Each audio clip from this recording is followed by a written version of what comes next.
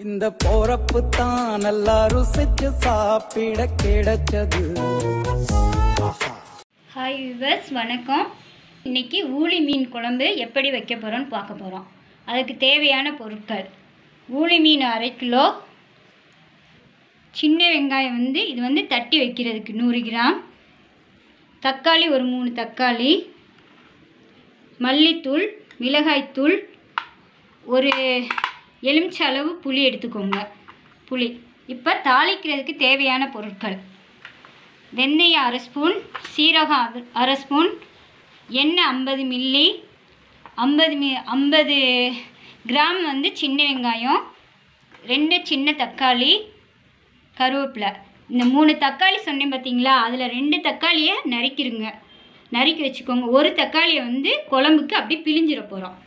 எப்படி செய்யலான்றதை பார்ப்போம் வாங்க. புளி எடுத்துக்கோங்க. இந்த நெல்லிக்காய் சைஸ் புளியை எடுத்து இந்த கழனி தண்ணி, அரிசி கழுவுன தண்ணி எடுத்துக்கோங்க. அந்த தண்ணியில் ஊற போட்டு கரைச்சிக்கிடுவோம். இப்போ இந்த வெங்காயத்தை மிக்சியில் 1-2 தட்டிட்டு வந்துடுவோம். இந்த வெங்காயத்தை 1-2 இந்த மாதிரி தட்டிக்கிறணும். இப்போ அதை என்ன செய்யலான்றதை பார்ப்போம். கரைச்சி வச்சுருக்க இந்த புளி தண்ணியில் இந்த வெங்காயத்தை அப்படியே போட்டுருங்க. இங்கே பாருங்கள், இந்த வெங்காயத்தை அப்படியே போட்டுருங்க. போட்டுட்டு ஒரு தக்காளி பழம், 2 தக்காளி பழம் நறுக்கிட்டோம். இதில் ஒரு தக்காளி பழம் போட்டுருங்க.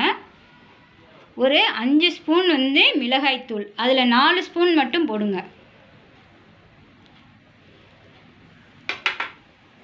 5 ஸ்பூன் மல்லித்தூள் அப்படியே போட்டுக்கோங்க. போட்டு இதை நல்லா கரைச்சிருங்க தண்ணியில்.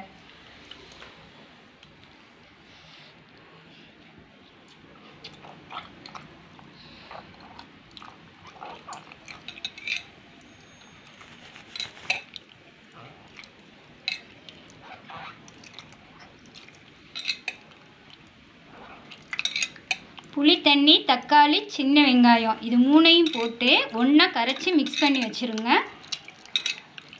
இந்த மாதிரி மிக்ஸ் பண்ணிடுங்க. மிக்ஸ் பண்ணிவிட்டு தேவையான அளவு தண்ணி ஊற்றிக்கோங்க. அதுக்கு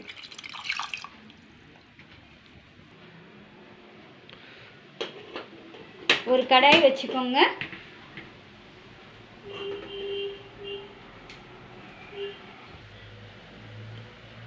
கடாய் சூடானோடனே 50 ml நல்லெண்ணெய் எடுத்துக்கோங்க.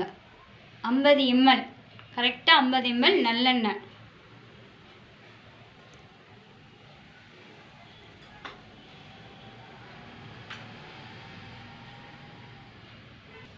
நல்லெண்ணெய் சூடானோடனே 1/2 ஸ்பூன் வெந்தயம் அதை போட்டுருங்க.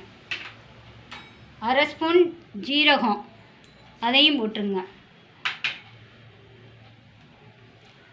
பொரியட்டும். சீரகம் பொரிஞ்சிருச்சு. இந்த சின்ன வெங்காயத்தை போட்டுருங்க. சின்ன வெங்காயம் போட்டு நல்லா வதக்குங்க. அதுக்கு முன்னாடி ஒரு சின்ன தகவல் மட்டும் சொல்லிடுறேன். சின்ன வெங்காயம் எந்த குழம்புக்கு சேர்த்தாலும் ரொம்ப நல்லது உடம்புக்கு. எதனாலன்னு கேட்டிங்கன்னா, சின்ன வெங்காயத்தில் சிவப்பணுக்கள் அதிகமாக உற்பத்தி ஆகும். இப்போ நமக்கு சிவப்பணுக்கள் குறைவாக இருக்கனால தான் நமக்கு நோய்கள் பல நிறைய வருகிறது. அதனால் சின்ன வெங்காயத்தை மேக்சிமம் குழம்புலையோ கூட்டு பொரியல்லையோ சேர்த்திக்கோங்க. பெரிய வெங்காயத்தில் வெள்ளை அணுக்கள் தான் உற்பத்தி ஆகும். அதனால் மேக்சிமம் பெரிய வெங்காயத்தை குறைச்சிக்கோங்க. சின்ன வெங்காயம் பாருங்கள் நல்லா வதங்கிருச்சு. இந்த ஸ்டேஜில் நறுக்கி வச்சுருக்க 2 தக்காளி பழம், இதில் குழம்புக்கு 3 எடுத்தோம், 1 இதில் கரைச்சி வச்சுருக்கேன். மீதி 2 தக்காளியை இதை நறுக்கி வச்சுருக்கேன். அதை போட்டு சேர்த்துக்கோங்க. நல்லா சேர்த்துருங்க. தக்காளியை சேர்த்துட்டு நல்லா கிளறுங்க. எடுத்து வச்சுருக்க இந்த கருவேப்பிலையை போட்டுருங்க. போட்டுட்டு 5 ஸ்பூன் மிளகாத்தூளில் 1 ஸ்பூன் எடுத்து வச்சுருக்கேன், அதையும் இதில் சேர்த்துக்கோங்க. 4 ஸ்பூன் புளி கரைசலில் சேர்த்துட்டேன். கலருக்காக தான் இது போடுறேன். குழம்பு வந்து நல்லா சிகப்பாக இருக்கிறதுக்காக நல்லா தண்ணியை அதில் ஊற்றிடுங்க. அவ்வளோதான், ஊற்றி கொதிக்க வச்சுருங்க.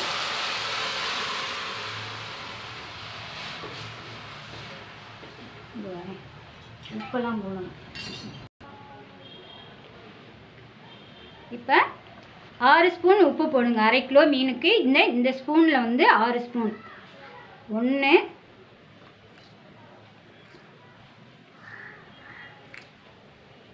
6 ஸ்பூன் உப்பு போட்டுருங்க.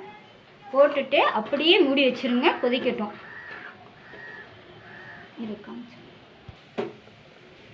மீன் குழம்பு கொதிச்சிருச்சு. இப்போ மீனை போட்டுருவாங்க.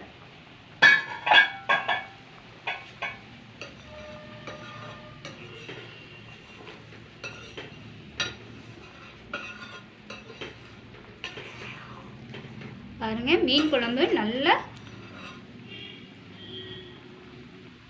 கொதிச்சிருச்சு. இந்த ஸ்டேஜில் வந்து இந்த மீனை போட்டுருவோம்.